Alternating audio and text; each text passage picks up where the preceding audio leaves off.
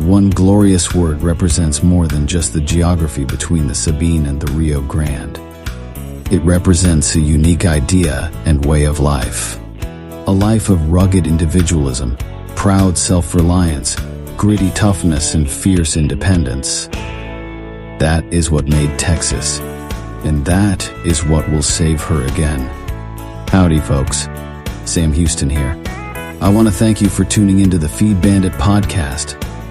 Feed Bandit is the Texas first outdoors brand built by rabid Texans, for rabid Texans, and all those who aim to be one someday.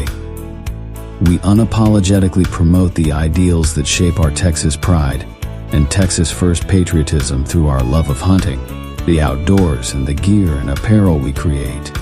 Texas, above all else, preserve the tradition, protect the legacy. Check us out at feedbandit.com. And to repeat that great rallying cry from a former colleague of mine, liberty or death. Now, enough of my talking. Here are a couple of bandits that love Texas as much as I do. Enjoy.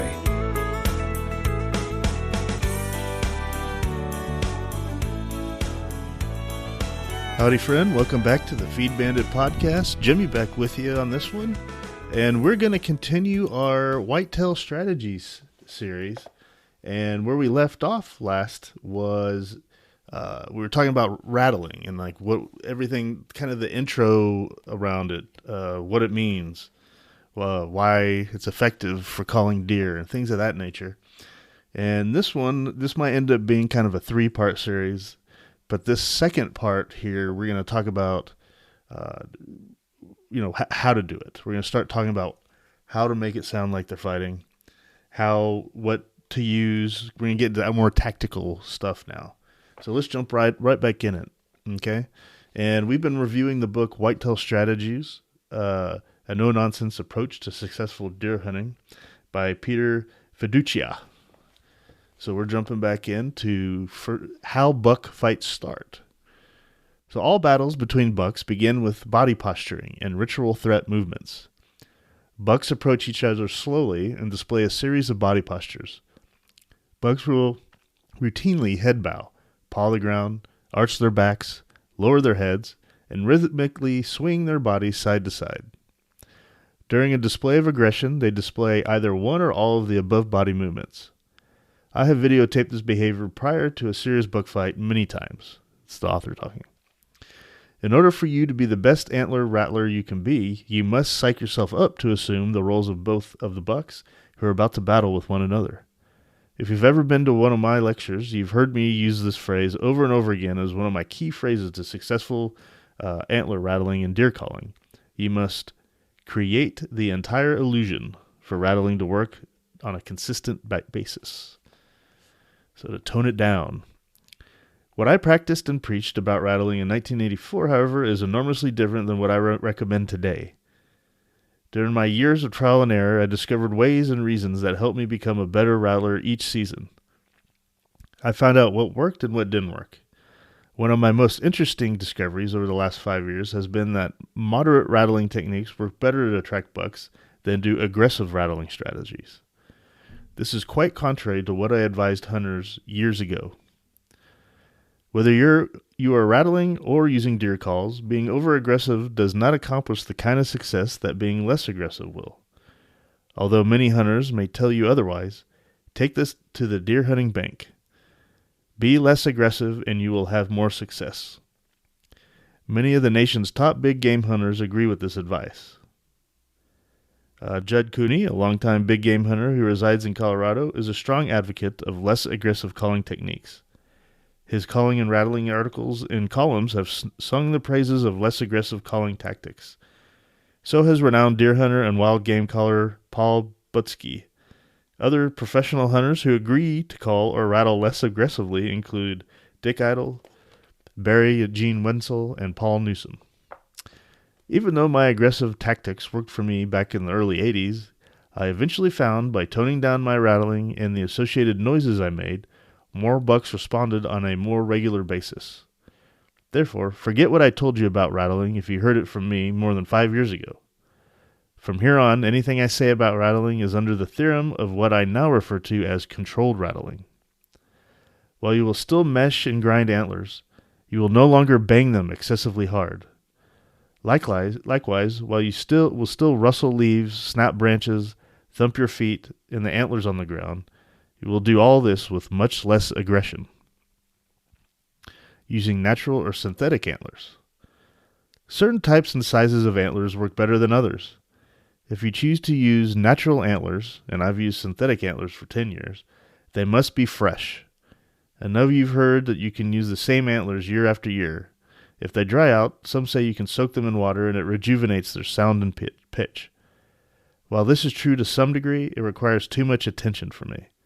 Getting a fresh pair of natural antlers every 2 to 3 years isn't so difficult or expensive. More important, I don't want to see a big buck walking by, pull my antlers from my backpack, only to realize I forgot to soak them, especially when I hear their dead pitch after grinding them together. Natural antlers must be fresh. If you're going to rattle with natural antlers, make the effort to use a fresh pair.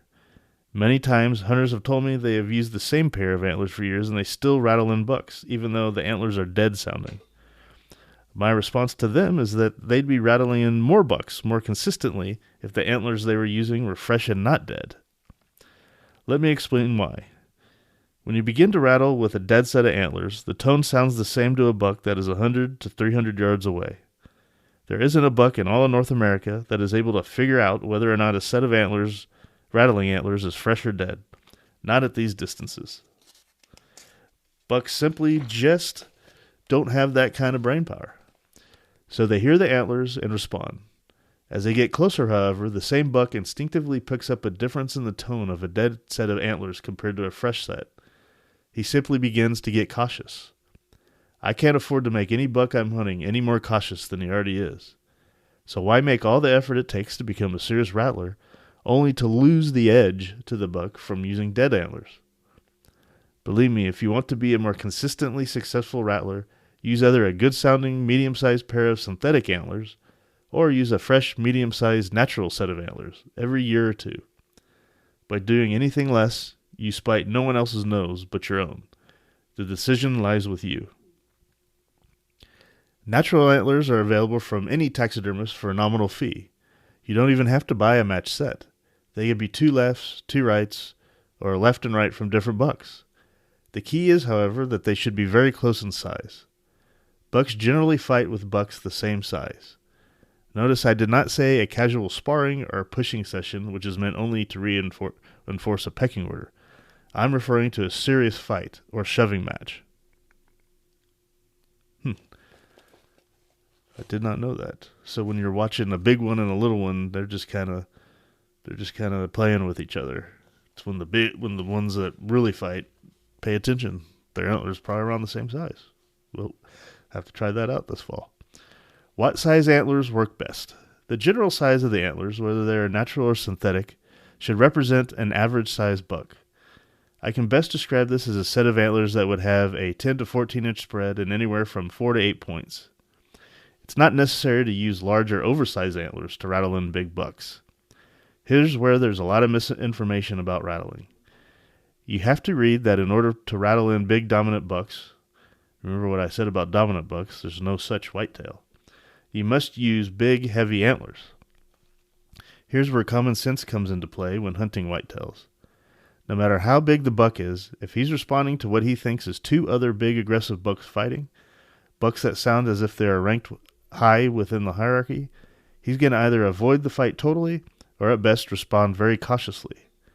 No man or beast wants to fight with the biggest, baddest boy in the neighborhood. It wouldn't make any sense.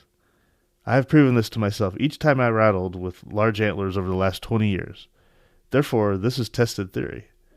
Using big antlers will only cause you problems. You'll be a lonely rattler and a frustrated hunter if you're determined to rattle with big antlers. Well, that makes sense. With that said, let me explain further. Most hunters across the United States and in parts of Canada are not hunting bucks with the body, antler size, and buck numbers found in Texas, Montana, Alberta, or Saskatchewan. In Texas, Montana, and other western states where whitetails are found, whitetails are generally ignored by mule deer hunters. Therefore, they get to mature into larger-bodied and racked bucks, many with racks scoring 140 or much higher. In Alberta or Saskatchewan, these bucks are not only physically larger, as they're the largest of the subspecies of whitetails, but they also have bigger antlers. Many bucks typically score in the 150s. Under these circumstances, you could use a larger set of antlers for rattling. By using an average set of antlers, you will attract all size bucks. Big bucks will respond, even the most aggressive ones within the herd. They know all they have to do is exhibit aggressive body posture to scare off the competition. Bucks of similar antler size respond instinctively, realizing they have an opportunity to succeed.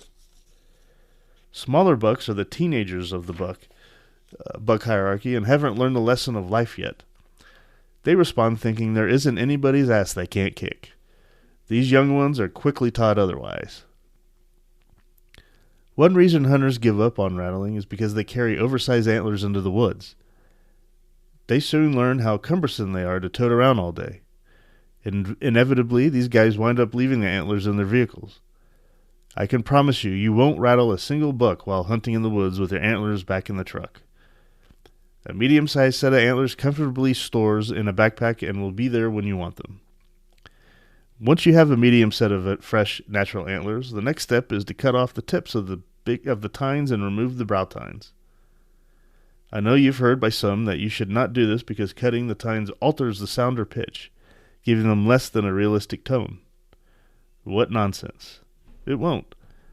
There are many bucks fighting with antlers that are broken, and other bucks respond without hesitation. You must cut the tips of the tines and brow tines for no other purpose than to be able to create the entire illusion of two bucks fighting, realistically and enthusiastically.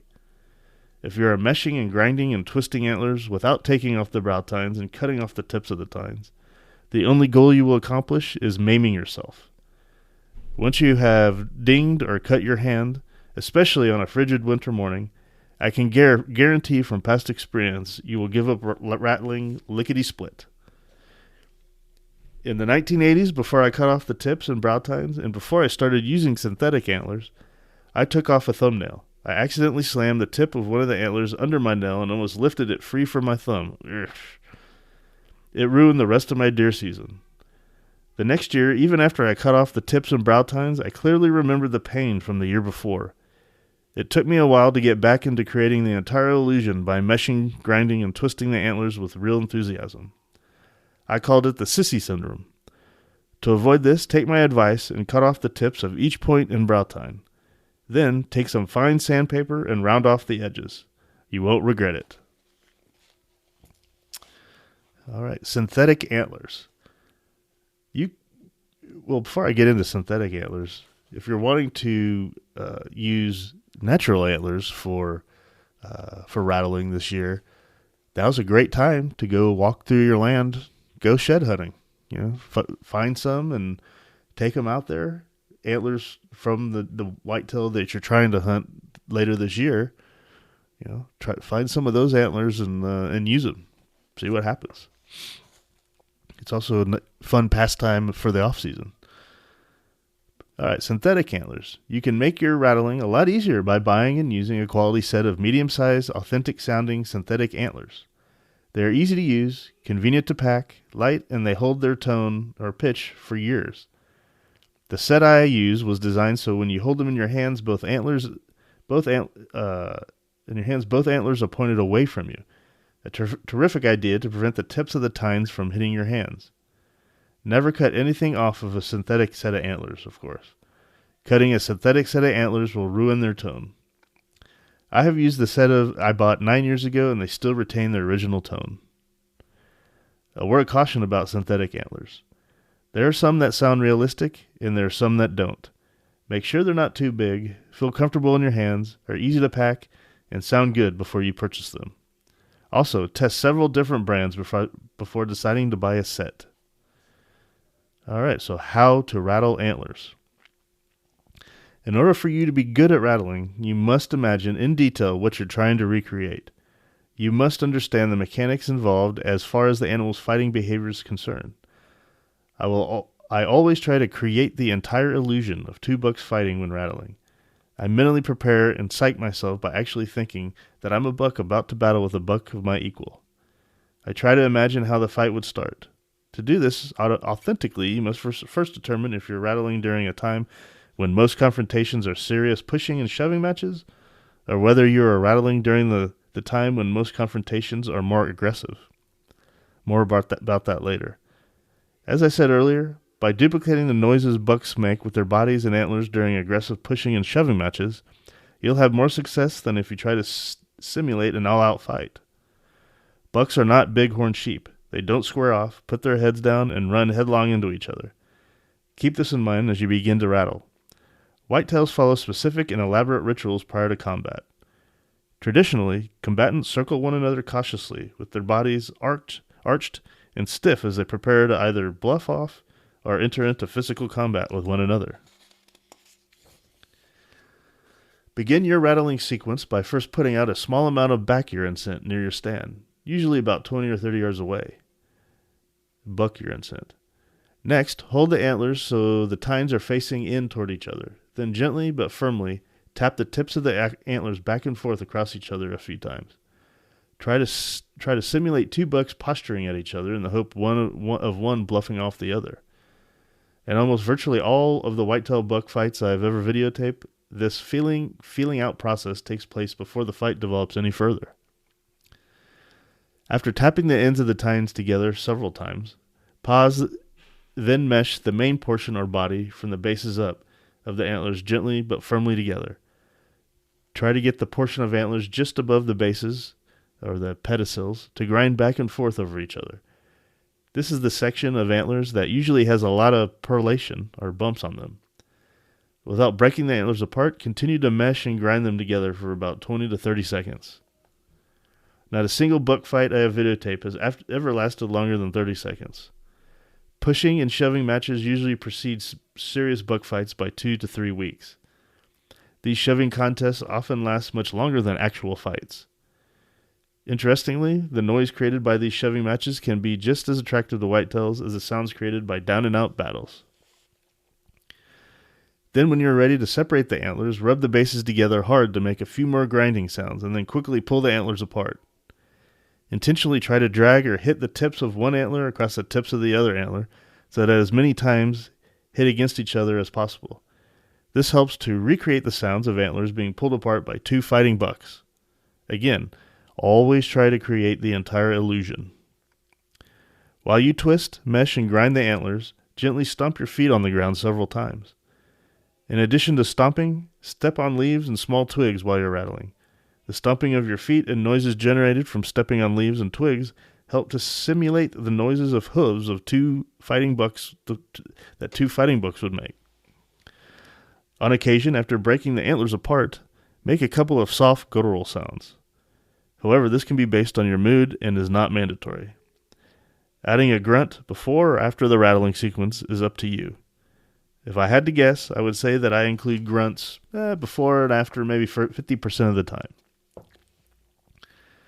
In the second sequence, between each of your rattling sessions, you must set the antlers down and carefully make a 360-degree turn. Look and listen for any sign that a buck is responding. Once you make your turn, you have carefully looked and listened, and you're absolutely sure a buck has not responded, begin your second sequence. I usually wait about 15 or 20 minutes between each rattling session. I want to be sure I don't see or hear anything that I might have missed before I begin rattling again. Once I'm confident there isn't a buck lurking somewhere close by, and one can never be absolutely certain about this, I start my next sequence.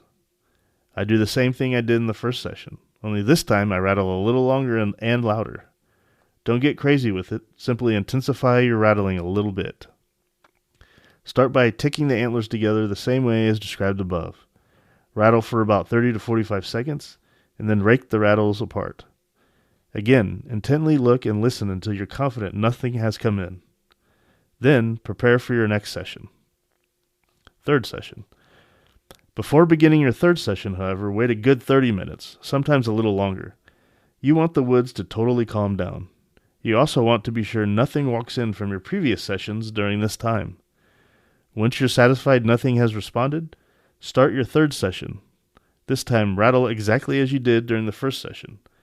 If a buck doesn't respond after the third session, wait at least half an hour and then rattle again. Generally, on most occasions, I don't leave the place I started rattling from. There are few reasons for this. During the 20 years I have rattled, I have learned to rattle from the same location all day. As mentioned earlier, many times, after becoming frustrated that I didn't rattle anything in, I would get up to change locations, and often only to see a buck run off because of this. I decided it was better to stay put than play the shell game and move all over the woods. Look and listen. At the end of each rattling session, look all around the area slowly, thoroughly, and methodically. Remember, most game hunters call in responds without the hunter ever knowing they were there. If we saw everything we called in, calling would probably be the only tactic hunters used. Part of the game of calling is that each animal responds differently. Some races in boldly, not afraid of showing themselves, while others take every advantage of cover they can and never try to show themselves at all. And quite frankly, there are a myriad of other types of responses you'll have to deal with as well. In other words, as a rattler or caller, be consistently successful. You must be capable of detecting the slightest indication, no matter how negligible the sign may be, that a buck has responded to your rattling. As soon as you have finished a rattling session, put the antlers down and systemically make a slow 360-degree turn. As you are turning, look, and equally more important, listen for anything that might indicate a buck has responded. Many times I've rattled in a buck that hung up 30 or 50 yards from my stand. If I hadn't looked and listened carefully, I might have missed the fact that I had a buck respond. Many hunters have expressed to me that they try not to make too much movement when they're looking around. That's too bad. Movement isn't a negative point to worry about when rattling. The incoming or responding bucks or bucks are actually looking for movement. The undistinguishable motion a well-concealed hunter makes while looking around to see if a buck has responded can be all that's necessary to further motivate a buck to make the decision to continue in. Deer can react like spiders to certain stimuli. They act and react to situations that instinctively simulate a response. For instance, a spider sits in its web all day long without moving at all. As soon as an insect becomes entangled in the web, the spider feels the vibration set off by the insect's struggle to free itself, and it reacts instinctively by racing down the web to its entangled victim. The same principle applies to bucks who are hesitant or hung up about your rattling efforts. After initially responding to the sounds of your rattling, they may stop 30 to 50 yards away and stand motionless, hidden in cover, waiting to see what develops. They need further motivation to arouse their interest. That interest may be generated simply by a slight movement. Bucks can immediately interpret the motion as the fighting bucks they are looking for. For this reason, after I put the antlers down and begin to make my 360-degree turn, I intentionally shake a sapling tree and kick up a few leaves. The motion of the shaking sapling, along with the noises I make with the leaves, has often enticed a hung up buck out of hiding and into the open. Whatever you do, do not listen to the voices of doom who preach without any real knowledge of the subject that movement will hurt you when it comes to rattling. Controlled movement by a well-concealed hunter at the right time — you don't want to move around if you see a buck responding and it's looking and moving in your direction, however — will definitely benefit you by enticing hesitant bucks to react and help you locate bucks that are hidden in cover. It's interesting to note here that although I just said you don't want to move around when a buck is coming toward you, you may want to try this. Even when a buck has focused its attention directly to me, and this is important, and is walking to me, I stretch out my arm to the furthest sapling and shake it back and forth. This one tactic has accounted for more bucks getting psyched up to change their approach from walk to a run than any other single technique. While you're listening and looking around, you must always be alert for the slightest indication of a response. This is crucial to your rattling success. Many times when you're done with your rattling sequence, a buck may respond without you even realizing he's there. Therefore, it is important to look and listen carefully after each rattling session. This includes picking out an ear, leg, or some other body part that is hidden motionless in the brush, or listening for vocalizations such as a low aggressive grunt, or hearing and seeing something as insignificant as a sapling waving out of sync with the other vegetation in the distance. Each of these signals could very well indicate a buck may have responded to your rattling effort, but has decided for whatever reason not to come all the way in. Learn to move correctly and interpret the signs you see and hear while you are looking and listening. You will never be caught off guard. More important, you will discover many more hidden bucks that you may not have seen if you didn't move in a 360-degree circle and listen to what was happening around you. All right, I think we'll pause and end there for this podcast as part 2 of Rattling Strategies. Got some good information in there, especially the technique of rattling. We got the reason to use, perhaps a reason just to go ahead and get a good pair of synthetic antlers, unless you have a lot of, access to real ones that you found or are really good at shed hunting. And also while it's important to stay still, it's not absolutely required because of the benefit you might get to moving around and a buck, and it stimulating a buck to come in. All very interesting ideas. All right, but with this one, I think we're going to wrap it up here. And on the next one, we will, I think we might finish up. Yeah, we'll probably finish up this mini series on rattling in the next podcast. So look out for part 3. That'll be coming out soon. So I really appreciate you listening to the Feed Bandit podcast. We can't do it without you guys and the support of you, the listener. If you are liking the podcast, please send it to your buddies who, are not listening. Tell them to subscribe. We're on, obviously, where you're listening to it, but other podcast apps and things of that nature. It'd really help us out. With that, I will leave you. And remember, support your local feed store. Thanks so much for listening. You take care.